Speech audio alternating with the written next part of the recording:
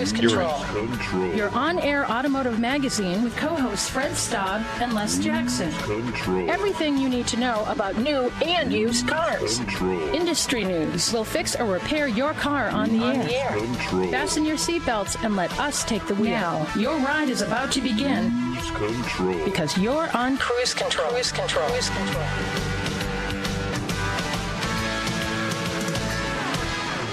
Hello and welcome to Cruise Control, your on-air automotive magazine. I'm Fred Staab, and as always, who's along for the ride to talk about what's new in the automotive industry is none other than Les Jackson. Hey, Les Jackson. That is me, and welcome.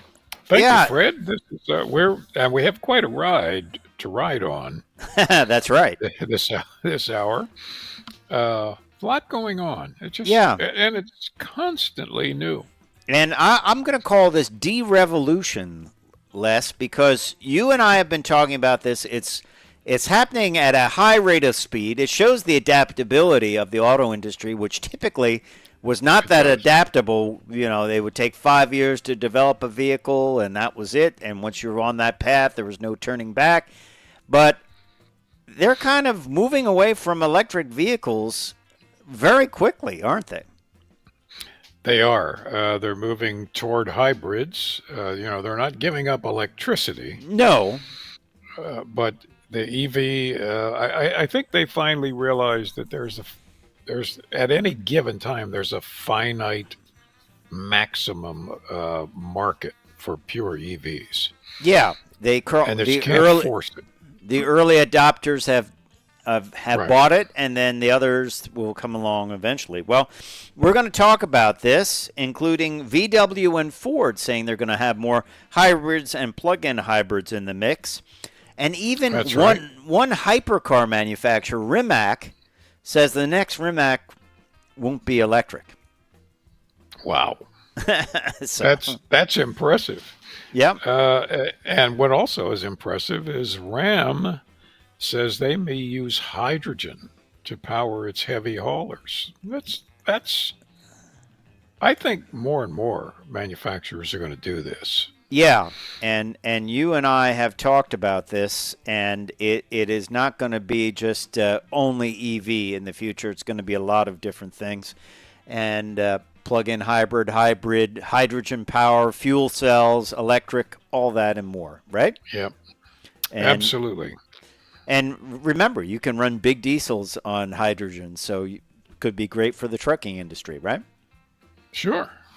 So let's also talk about this, talking about electric vehicles. Rivian, one of my favorite electric vehicle brands, is losing money, a lot of money. They're going to lose over $1 billion this quarter. Ooh.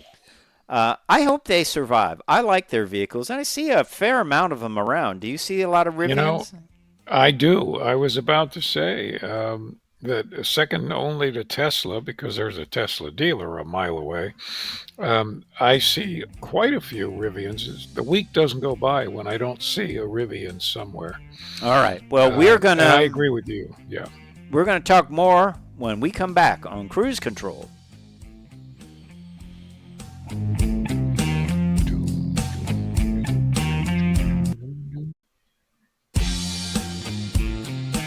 Cruise Control. Welcome back. Well, let's get going, Fred. We're going to unplug the EV revolution a little bit. EVs, as in all EVs, are terrific vehicles to drive. Whether Absolutely. It's pure battery or whether it's a hybrid. The hybrids are seamless. Most of the time, you don't even know you're driving one. That's right. Unless it's a Prius, because it looks different from everything else. But a Volkswagen, Ford, they both say, as everybody else is saying, more hybrids and plug-ins are coming soon. Yeah. Yeah. So, and we know that. I mean, look at GM getting rid of the Malibu. That's just another EV replacing it. Yeah, and I'm excited about the next gen of plug-in hybrids. Like we told you last week about the Equinox, right? That's in China. Yeah. I think they call it the Equinox Plus. It's the new Equinox. I'm not sure how much is shared with the U.S. version, but some say, although we don't, this is just using Chinese numbers and all that, but some say that one model of that will get over 100 miles of electric range when you plug it in, and then, of course, it becomes a hybrid. And I think this is the future of plug-in hybrids. It's no longer going to be, well, yeah, you get 32 miles of range, which has been up to now the typical amount of range on the all-electric, which is not bad. You can get by if you're just going to and from school or back and forth to work, depending on where you work, or just tootling around the, going to the grocery store and errands. 30 miles could last you a week, right? It could, and you're not going over 35 miles an hour. Yeah. Just as you say, tootling along. We do it Toodles every day. the cat. Remember Toodles the cat? Toodles, yes, that's right. Drove the car, right?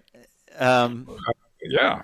But let's look at what may be coming from VW, and they're talking about, this would be the sweet spot, a plug-in hybrid version of the Tiguan.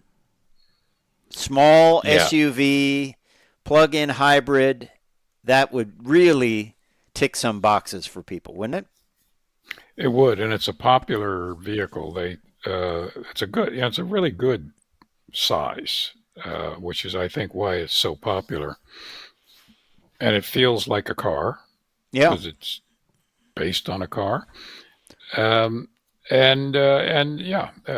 think VW knows what it's doing. They know where they're going. What do you think? How do you think it'll be priced? It's hard to say. It really is. I mean, typically, I've found that if there's a vehicle has three different setups, if it's a non-hybrid version, it's typically about $30,000. If it's a hybrid, it's $35,000, and a plug-in hybrid is $40,000 to $42,000, roughly. $5,000, yeah, right. So I would say maybe somewhere in that area. I mean, Ford also announced it's pivoting over to hybrids and plug-in hybrids, and 2030 is not the end of internal combustion engines. And we did our story as another benefit of plug-in hybrids that have good range. We did our story about noise cameras, right, in cities. Well, if you want to avoid that, just put your car into the electric mode. Hybrid. Yeah, that's right. Plug-in hybrid, you can probably force it into electric mode. Certainly, with New York City, the speed limit's going down to 20 miles an hour. So you can certainly run in electric mode that way and avoid tickets as well. Just an added benefit. When you mentioned 2030, I suddenly in my mind pictured a right side view mirror and the print on it says caution, 2030 is closer than you think. That's true. It really is. I mean, we're basically 5 years away from it. Yeah. So I don't think the internal combustion will be disappeared by that time. Will there be more choices? Yes. Will vehicles be a lot cleaner than they already are? They're pretty clean, but they'll be a lot cleaner. And there'll be more choices. There'll be hydrogen. There'll be fuel cells. There'll be maybe synthetic fuels. Who knows? So, but interesting switchover. Now, what's even more interesting is Rimac. Now, I did not know this, but Rimac also owns Bugatti, and Porsche did that so they can get more control of Rimac. So, but when we come back, we'll tell you about their plans for a future hypercar that don't involve being electric. Stay tuned to Cruise Control. We'll be right back.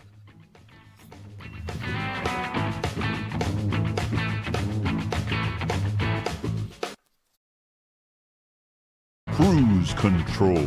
And welcome back to Cruise Control. We were talking about the de-evolution or de-revolution of the auto industry, moving away from electric vehicles less and more into plug-in hybrids and hybrids. I read an article where someone said, don't be duped. Don't buy a plug-in hybrid. And it's like that. I thought, well, you know what? Don't make manufacturer sell something that people don't want right now in the numbers that they need to survive. And I just thought it was a very limited discussion of it. And I thought, look, people need to buy vehicles. They want to buy clean vehicles, but if the EV does not meet their needs or they don't want to spend $60,000 on something with 200 miles range. That's right. And if the car companies need to make money, they need to make money. They need to sell cars so they can employ people and give people what they want. It might hurt. It's capitalism, but that's what it is. Well, it is. But I'd say maybe with the possible exception of the television industry, the auto industry does a better job of pleasing the greatest arrangement of people than other industries. Yes. Talking about that de-evolution, we jumped into it. The Rimac, the very interesting company, has been electric, and now Rimac CEO Mate Rimac is now also the head of Bugatti. He is the Bugatti Rimac CEO, as we said during the break, that he, Porsche wanted to get a little bit of a hook into Rimac with their technology, so they have some control of that, but they gave him control of Bugatti. Interesting deal. But he was speaking with Financial Times, speaking at the Financial Times Future of the Car conference in London. I wish we had gone to that. That sounds like pure cruise control topics. That's right. Yeah. He said he made it clear that he is a technology company, not an electric car manufacturer exclusively, and that Rimac will always be doing whatever is the most exciting. Rimac has not sold all 150 examples of the Nevera, their electric car, but he said Rimac must change with its customers to in order to capture the imagination of its customers. And he said regulators and some OEMs push it so much, the narrative, the electric narrative, they're pushing stuff on us we don't want, so people get a little bit repulsed by us. This forced application, I'm always against it. I think everything has to be based on merit, so the product has to be better. Interesting. And he said the next hypercar, the next replacement for the Nevera, will not be electric. I would imagine, keeping it new and exciting, it might be hydrogen powered. What do you think? Or Bugatti powered. Ooh, Bugatti powered, yes. I wonder if it will have the, what is it, the $17,000 oil change? Isn't that what it costs? Yeah. Yes, I think it's. Or is that tires? That's the tires. The tires used to be a set for $17,000, but I understand they're up to $22,000 now. Yeah, but they put new valves in them, and they balance them for free. And they balance them. Yeah, and they'll even forego the $3 charge per tire to get rid of it. That recycling fee. That's nice of them, don't you think? And they'll wash your car for you. Yeah, and they'll actually rotate them and inflate them to proper pressure. Yeah, it's kind of a deal. And if you think we're joking, that is. We're not joking. Yeah. So a little bit too high on the maintenance for me. I think you can buy a really good used car for $22,000. Or a set of tires. Your choice. Or a set of tires. Yeah. Well, speaking of hydrogen power, I see this heating up. And over at Ram, they're talking about a hydrogen-powered heavy-duty pickup the FCEV Ram 5500. This is their chassis cab. So they're using these as hotshot trucks. They're using these to haul RVs. They're using them to haul horse trailers and race cars. Nice setup for towing. A beautiful setup for towing, wouldn't you say? Oh yeah, this is basically the Power Wagon in another form, right? It's kind of like a commercial, super heavy-duty commercial Yeah, it's chassis truck. Yeah. So people are using the whole earth-moving equipment. They're using it for everything, and of course they're powered by the Cummins diesel or a big gas engine. And there's some talk that Stellantis is going to come out with a hydrogen-powered model of this to sell probably to fleets at first, and it will probably be on sale in California.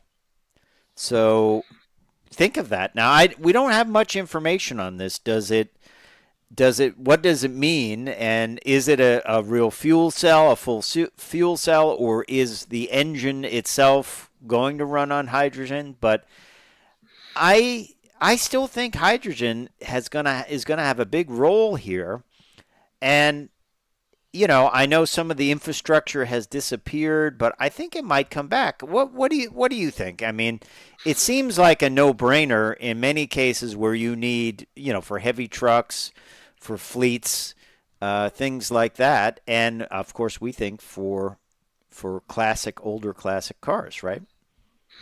Well, that's right. And California is a perfect place to do this because it has a hydrogen infrastructure. Any coastal state or country that has water desalination has a built-in, supply of hydrogen as a byproduct. So why not? I mean, I'm curious to know how well a diesel works on hydrogen. Yeah, and I'm not so sure this isn't an actual fuel cell, because you and I have seen. Oh, I don't think so. Well, they're calling it a FCEV, so I'm saying it's a fuel cell EV.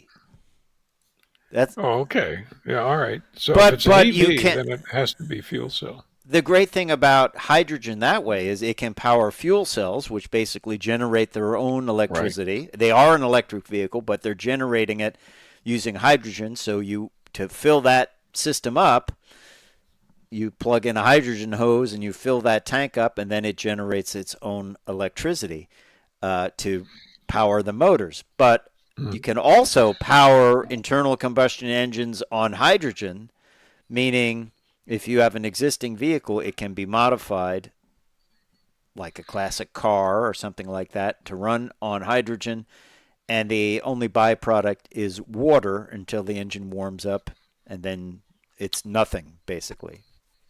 Nothing out the back. I guess that's right. Heat, right? And fuel cells have been around almost 60 years. NASA was using them in the mid-'60s. So, they used them on the Apollo mission, right?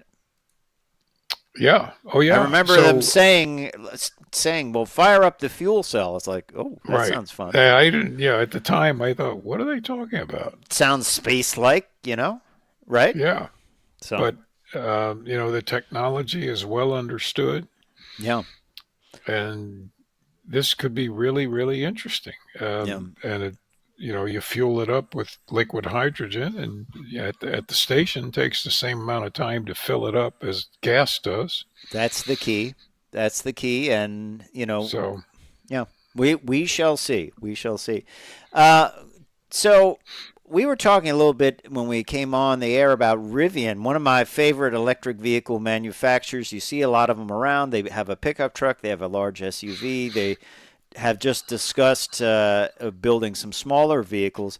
They are having, big losses. The losses grew to $1.5 billion in Q1.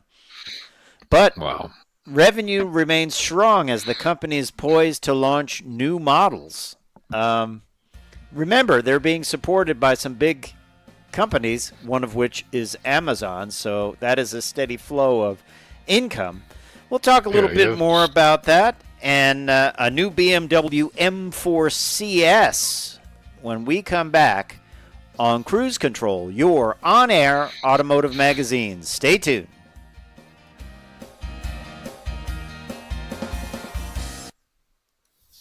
Cruise Control. Welcome back. Welcome back. We were talking about Rivian. Well, there goes the pronunciation. Rivian before the break. And yeah, I'm with you, Fred. I really hope they can hang on. I think they've got good investors, and they're only $1.5 billion down, which I think in the car industry, honestly, is not that much money. Okay, Mr. Well, Moneybags there. I mean, really, as industries go, I think you can suffer that kind of loss if you're constantly selling more vehicles and making more revenue. You're going to catch up. Yeah. And they're also opening a new Georgia production facility. And the R2 is coming along. I think they will make. I see a lot of these around. There's only 100,000 have been built, but I swear I see a lot of these driving around. And they're pretty good-looking vehicles. And I don't know, they're just an attractive vehicle. I see it and I think, wow, that's kind of interesting. The way they look. And I've never heard anything bad about them. Have you? No, I haven't. And the people who own them and are buying them clearly aren't too worried about this because they're still buying. They're not running away from Rivian. And this past quarter, they've had 13,000 plus deliveries over an expectation of 12,000. So it's pretty good. Yeah. Let's switch gears here. Let's talk about this new BMW, the 2025 BMW M4 CS. So it is lighter weight and more power, and I didn't write this, but delivers a more intense emotional driving experience. I'm a fan of gold wheels. Do you like gold wheels? I like gold wheels. No, I don't. Okay. No, I don't. Well, thank you very much. I'm having this argument presently with our friend Glenn about the gold wheels that were on the Cobra. Yep, you're working on a Cobra, and you've just finished a what year Corvette? 65? 66. 66. Okay. And we just bought the paint for the 65 Corvair that we're got a few projects going under. Yeah. But back to the BMW M4 CS with gold wheels. CS specific chassis enhancements produce even sharper handling, which must be pretty sharp when you're dealing with a BMW. All-wheel drive traction launches the M4 CS to 60 miles an hour in an estimated 3.2 seconds. Base MSRP $123,500 plus $1,175 destination and handling. And I love the name of this. I'm just going to say Dingle Fling. Dingle Fling. That's what it looks like. Dingle Fling in July 2024.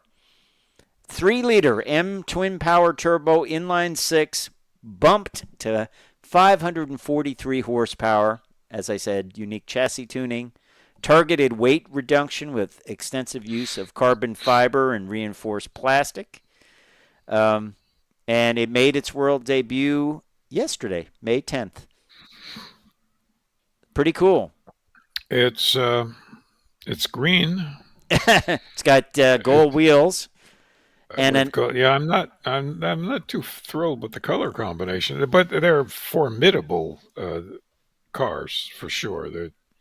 I'm sure you've driven a few M's as I have, and they do everything they promise. It's not just a badge. Yeah. 8-speed Steptronic transmission, and Inline six-cylinder engine developed for motorsport. Aha. There you go. There you go. All right. Well, this is a bad development. Hyundai may be putting some of its features behind a paywall. We've talked about this. This has been a thing where BMW tried it, where we'll give you a subscription. You'll pay for a subscription to seats. This is an idea that just won't go away. It seems like manufacturers see it as a way to keep you paying. Even a recent Toyota I had just kept, they kept nudging me, buy the navigation. It's $15 a month. I wouldn't buy it. I use the one in the phone. Well, it can't be. I don't know why it would be better. Well, it's updated often. Well, so is the one in the phone. So is the phone. And it's free. Yeah. Why they just won't move away from this? It's unpopular, and they just won't move away from it, will they?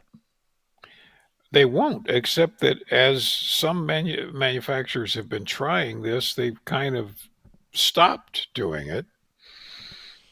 Wasn't Cadillac the first one that tried this? I thought it was BMW. I know Audi has tried it. That's right. It was, yeah.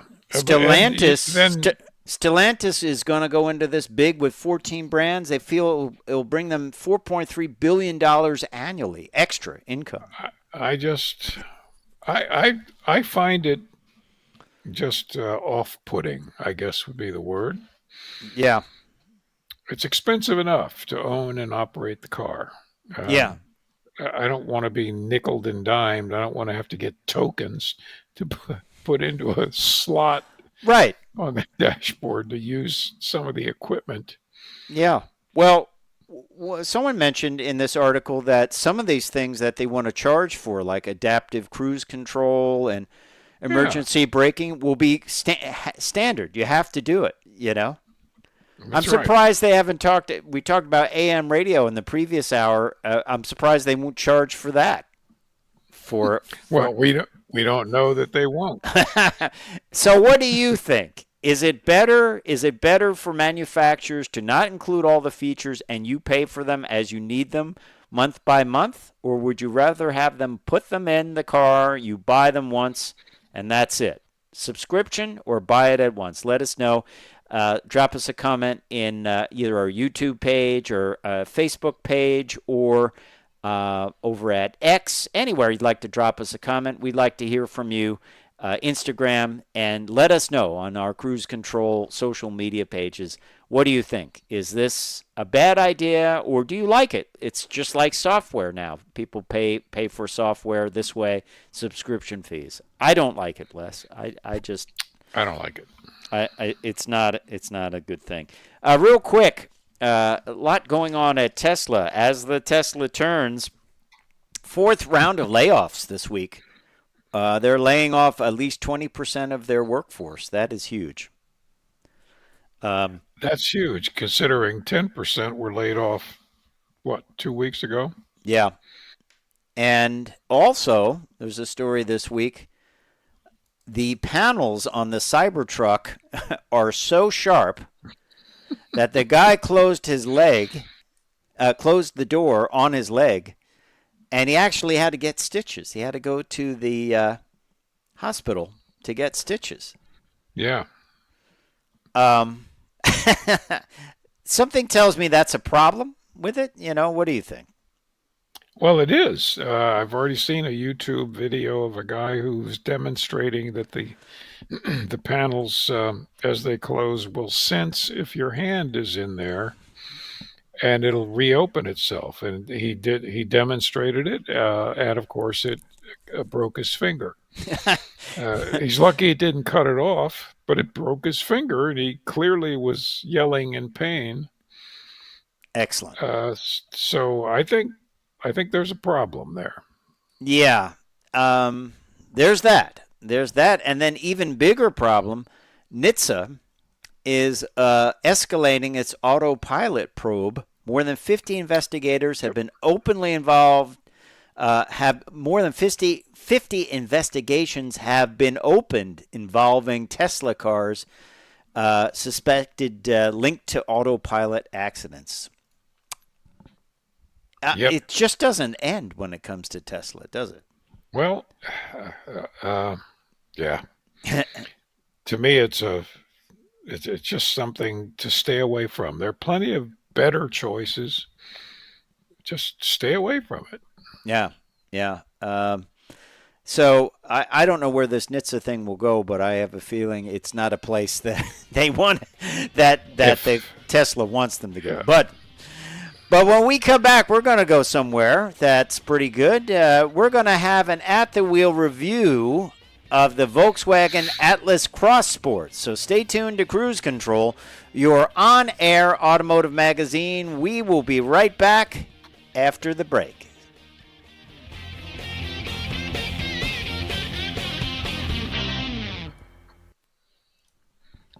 Atlas. Cruise Control.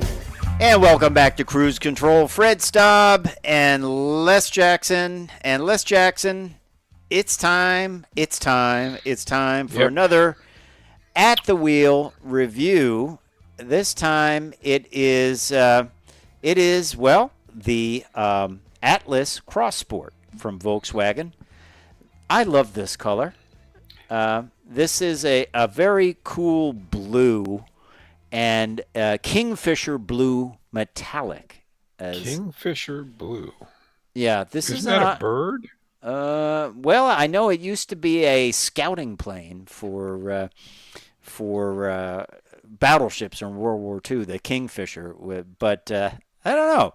But I like it anyway, and it's no extra charge. This is the 2024 Atlas Cross Sport SEL Premium R-Line. Wow. Look at those seats, perforated leather with the blue accent on there. I think, this is a refresh year for this vehicle.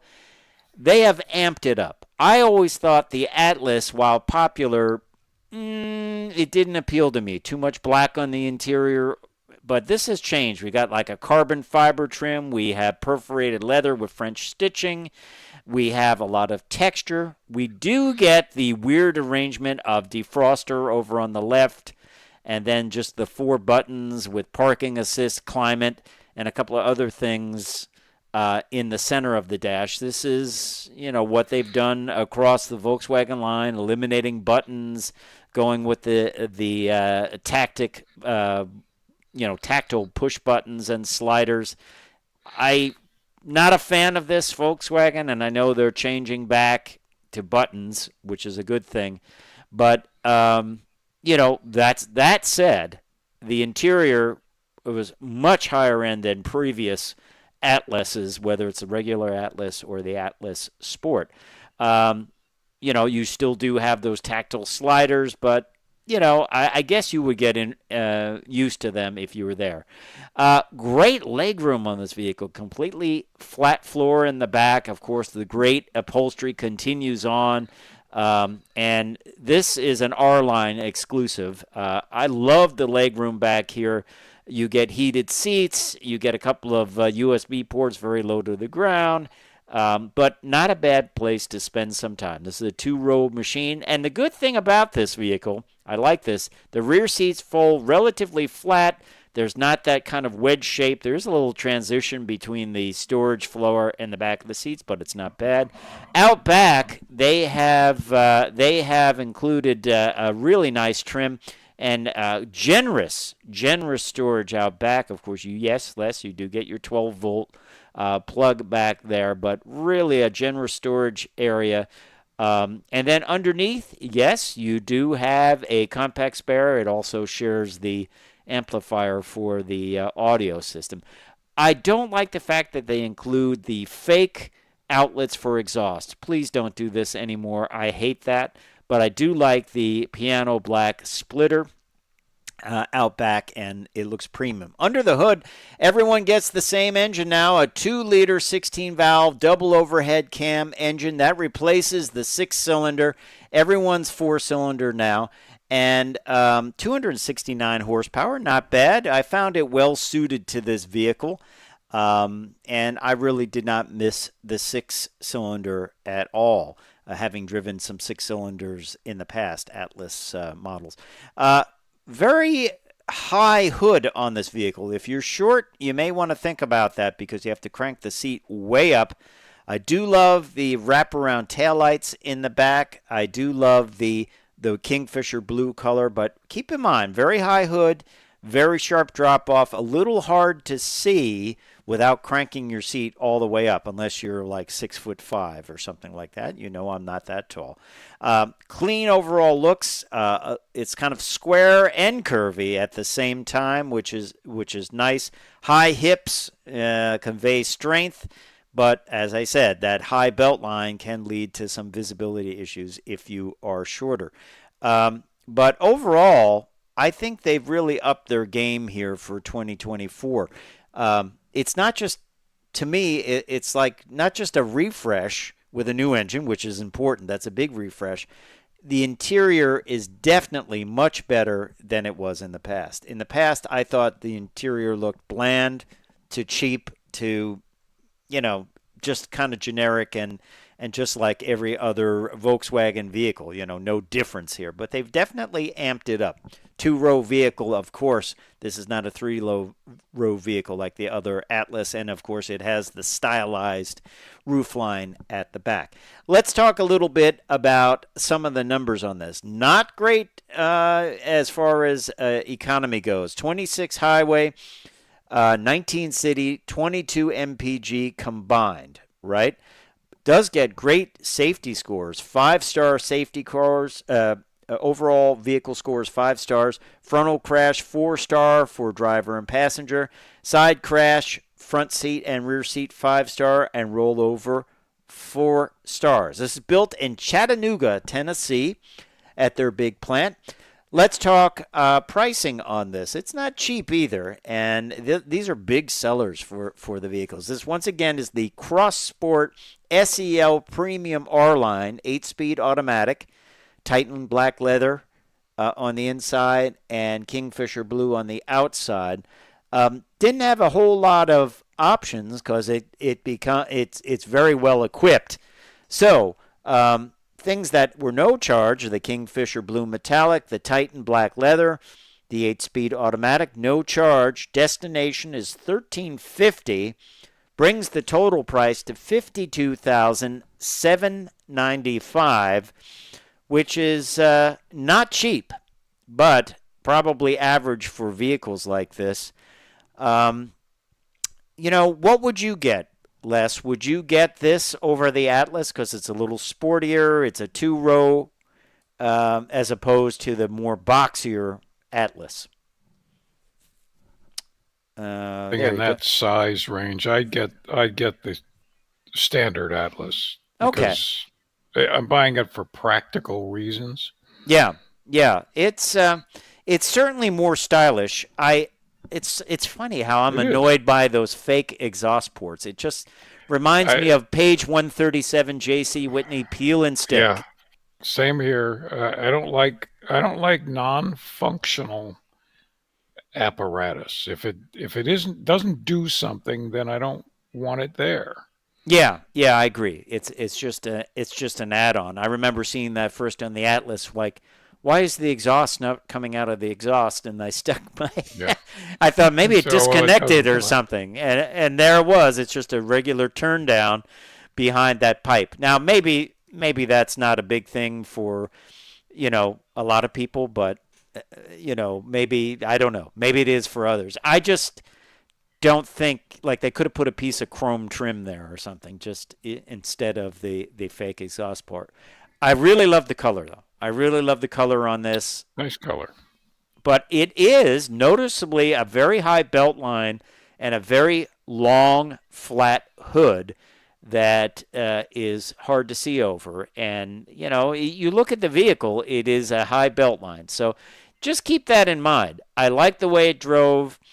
Fuel economy is not great. Even though the rear window was kind of narrower certainly than the Atlas, which is more upright. I didn't mind that. Love the interior seats. The seats, of course, interior seats. They're all interior.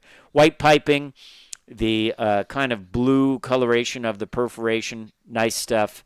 And the fact that they tried to do a little bit more on the door panels, that is a big thing. I don't like it when it's a sea of black and you don't see anything. And bringing the leather out there was good deal. Just don't know why they don't move away from some of these controls that are, just haptic. I don't know, but they are going to do that. But anyway, there you have it. There's an At the Wheel review. Time for me to say, I'm Fred Staab. I'm Les Jackson. We are going to see you down the road. Bye.